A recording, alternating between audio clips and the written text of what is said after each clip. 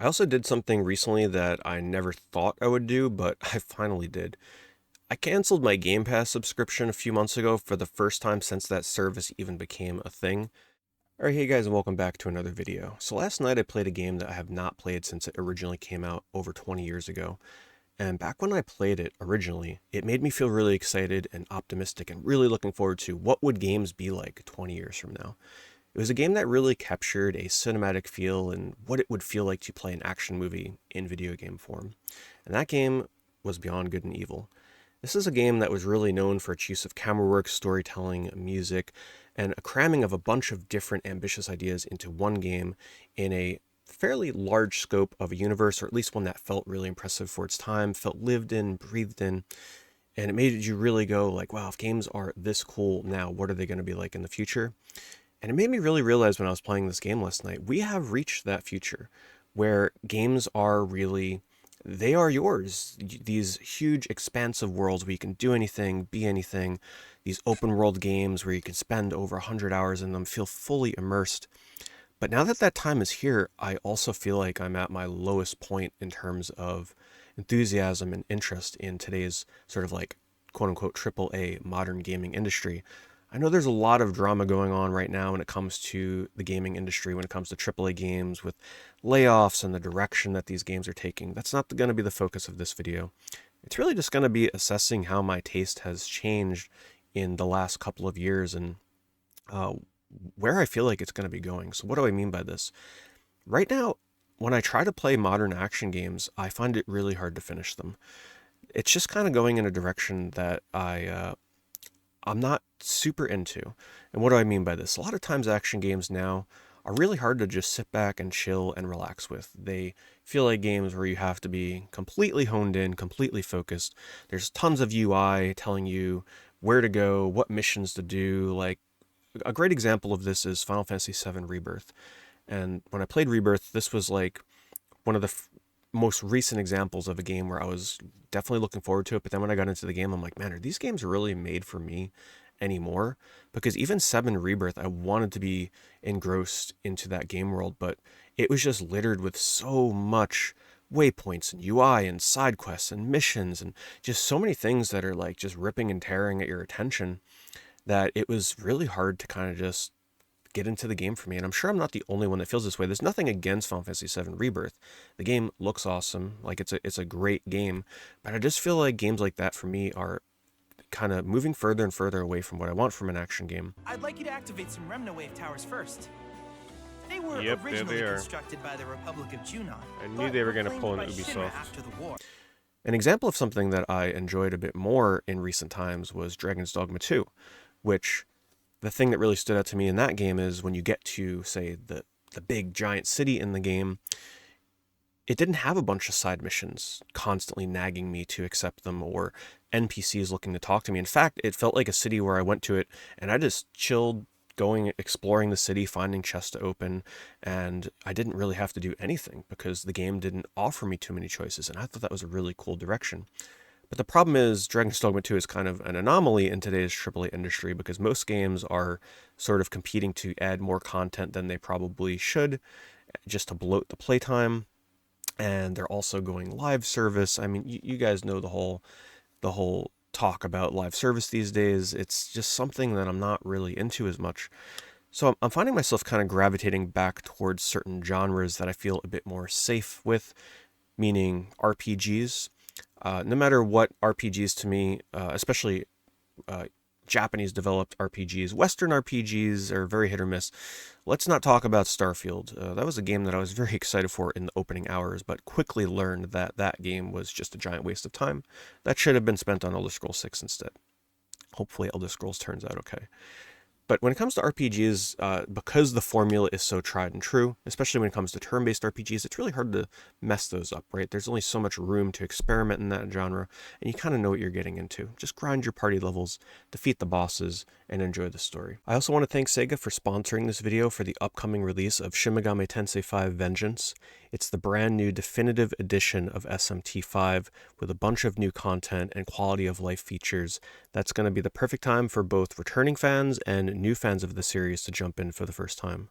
If you've never played the game before, you can choose to play either the original story or a brand new story created specifically for Vengeance, known as Canon of Vengeance. It also has brand new characters such as the new heroine Yoko Hiromine, and a group of mysterious and beautifully grotesque demons as well. A total of 40 new demons are being added to the game, which now brings up the total to over 270 demons to recruit and command in battle. So if you're a fan of games where you have like total customization over what you bring into a turn-based battle, you're going to love this game. And of course, the demon designs are one of the reasons that I was originally drawn to the SMT series, especially for SMT V, because they just fit so well into the really creepy, eerie, desolate kind of atmosphere that the game has going for it. I'll just say if you're a fan of apocalyptic style settings and games, you're going to be able to jump right into this and fall in love with it from beginning to end. There's a bunch of new features too, like guests being able to join you in battles. There's auto battling when you want to give your hands a break from the grind. And speaking of grinding, there's even a fun new traversal system in the game where you can grind on these rails to get around the world. And of course, most importantly, there's also a save anywhere feature too, a welcome sight for any RPG fan. Shin Megami Tensei V Vengeance releases June 14th this year, so it's coming up real soon, and it's releasing on all platforms such as PC, Switch, PS4, PS5, Xbox Series X, S, and Xbox One. 3D platformers as well are kind of a nice fallback for me, though I do feel like still to today, 3D platformers are highly neglected in the AAA space. The indies are really carrying the 3D RPG or the 3D platformer scene, but when it comes to AAA, we don't get many.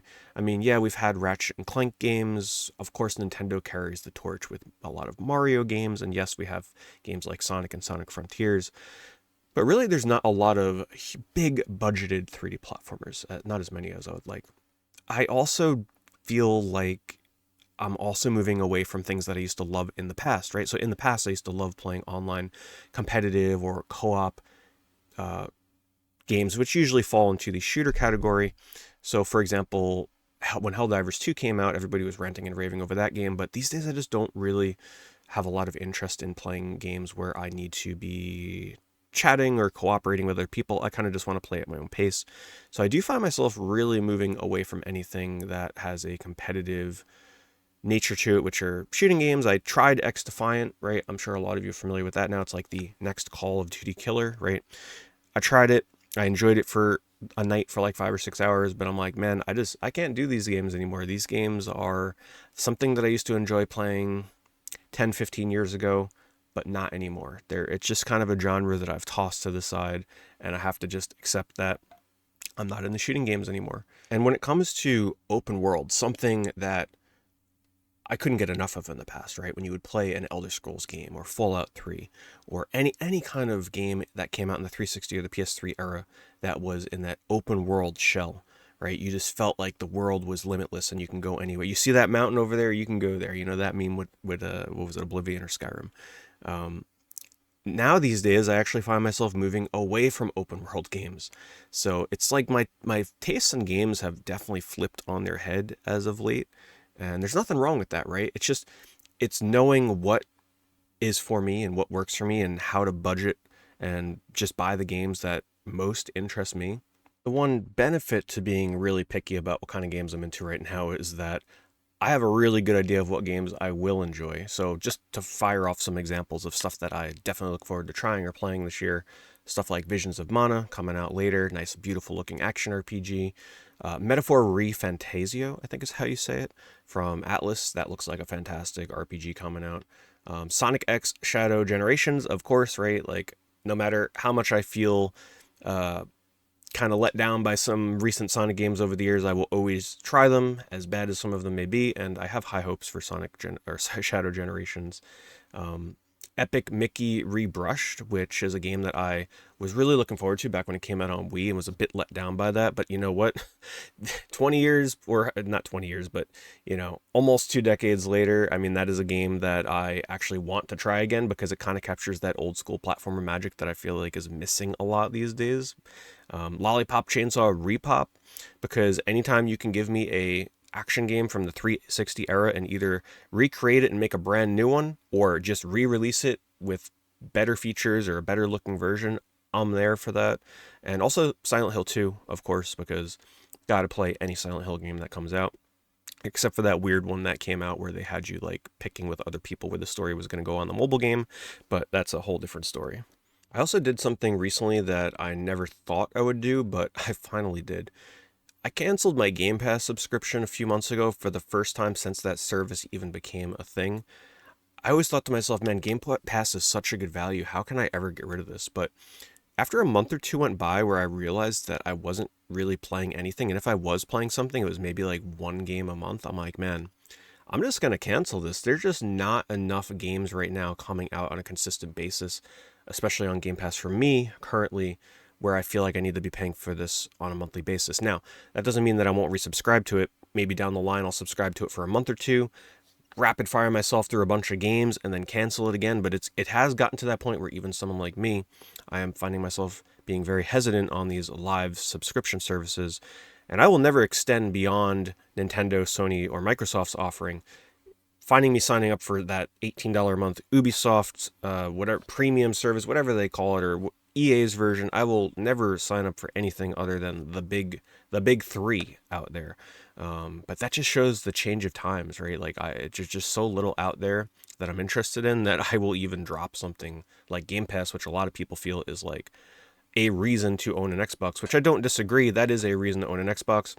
And it also made me realize that I'm getting a little scared about the lack of physical games, because I thought back, I'm like, man, when's the last time I bought a physical Xbox game?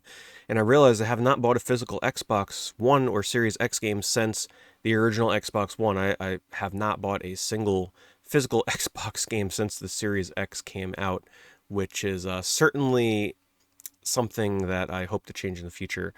It's a whole nother video in and of itself, but I almost feel like I want to treat my Series X going forward as like how people treat DVDs now, a nice entry, cheap way to get physical games to kind of just have in your collection and keep them off to the side for a rainy day kind of thing. And speaking of price, I mean, I just want to touch upon this briefly because we can talk about this for way longer, but these days, the base price for most games being $70, and then you add on tax, like you're talking almost $80 for me to pick up a game. And some of these games I may not play for more than a day or two. It is really pushing me away from modern gaming and really making me return to playing retro games. I can't tell you how awesome it has been just loving going back to my PS2 games that I either have played or have never played before. I've just been loving revisiting stuff like Beyond Good and Evil, or playing weird, quirky games like Finny the Fish that I've never played before, or Disaster Report, right? Like you guys have seen my recent video where I was talking about PS2 games. It's just been an absolute blast, and I feel if there's one thing I want to thank AAA modern gaming for, it's giving me even more enthusiasm to go back and revisit the older consoles, because those games are what I grew up with. They will never get old for me, and those are the exact types of experiences that I'm looking for. In many cases, short, bite-sized 5 to 12-hour games that I can beat in a weekend and really enjoy it. And just know that they're not going to bash me over the head with live services, microtransactions, having the game pulled down a year later, and having that FOMO of missing out on it because, you know, you didn't get into the game when it first came out and you feel kind of left behind when the game service closes or moves on and people stop playing the game, whatever have you. You don't got to worry about any of that stuff with older retro games, and that is why I really feel like while the modern gaming industry moves closer, or maybe even is in the beginning of sort of like a crash when it comes to people just giving up on these AAA games and moving back into retro. So it's a really good time to be into retro games. I know I'm loving it. Let me know what you guys think in the comments below. Are you also kind of receding back into your retro roots? Are you moving further away from modern games? Or maybe you're moving closer towards them because of services like Game Pass, and maybe you're just really into a lot of the styles of AAA games that are coming out these days. Leave a comment below. Let us know what you guys are up to these days. And also, did you guys notice something in this video? I'm using a new webcam. Or not even a webcam. This is a camera that I'm using to record. So I used to use a webcam. This is a bit of an upgrade, so I hope you guys enjoy it. It should look a lot more clear. I know there's some weird autofocus stuff that I'm noticing going on where it kind of like quickly focuses and goes back out. I got to see if I can work on that, so I do apologize for that. But I hope you guys like the upgrade in the video quality. This camera is going to let me do some really fun stuff in the future. Also, really quick shout out to members of my channel. Thank you guys. We have the list over here of the current members that support the channel, which of course gives you access to exclusive videos, vlog videos that I upload every month, as well as a couple of other benefits. So thank you to those of you that support through memberships, and I'll see you guys in the next video.